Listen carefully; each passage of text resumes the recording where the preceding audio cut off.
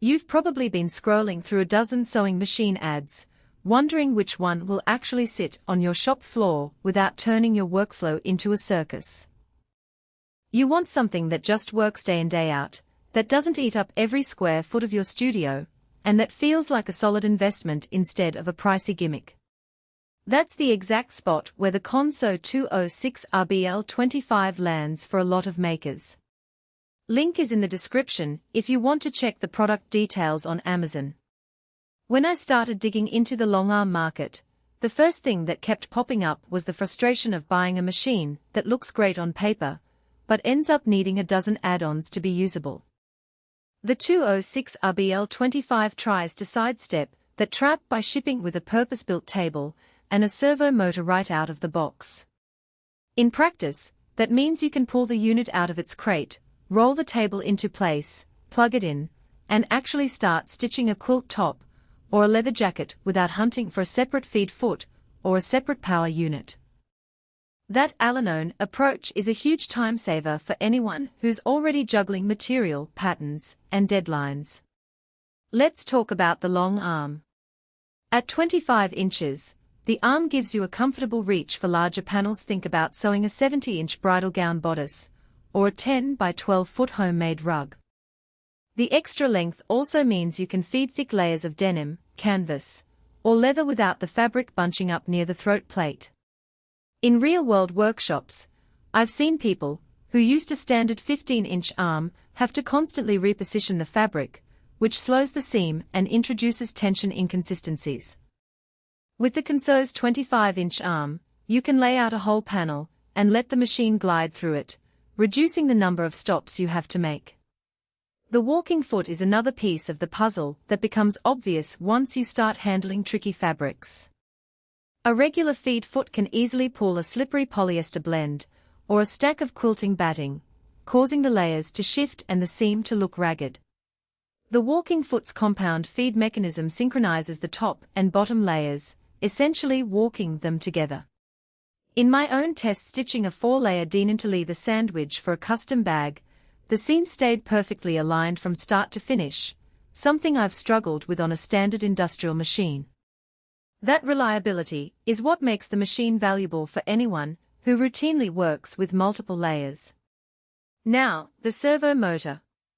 Unlike the older clutch-type motors that rev up and down in clunky bursts, the servo gives you a smoother ramp-up and ramp-down of speed.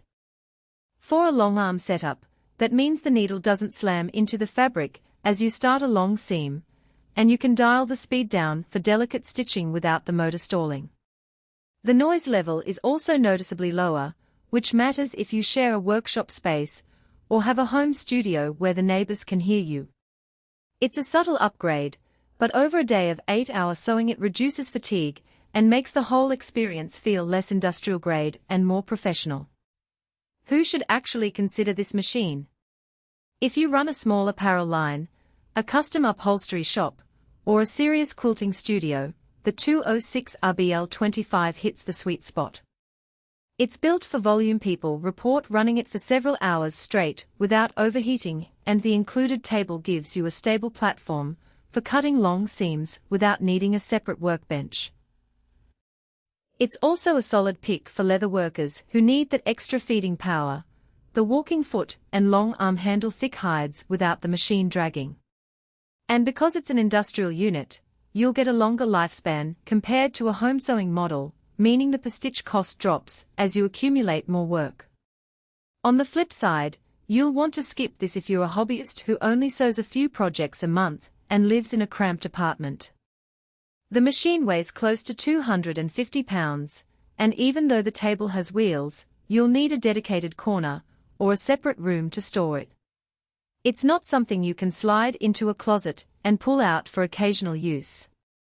Also, if you're primarily interested in decorative stitching, embroidery, or computer-controlled designs, this model doesn't have built-in digitizing or USB connectivity. You'd end up pairing it with an external controller, which adds cost and complexity. Finally, the price point sits well above a typical home machine, so if your budget is tight and you don't need the long arm or industrial feed, you might be better off looking at a high-end domestic model.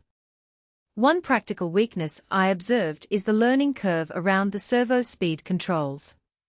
The machine uses a digital interface that's different from the dial-and-go feel of older industrial units. New users can spend a few minutes hunting for the right setting when they need to switch from a fast straight stitch on canvas to a slower, more controlled stitch on delicate silk. It's not a deal-breaker, but it does mean you'll want to set aside a short training period before you start a production run.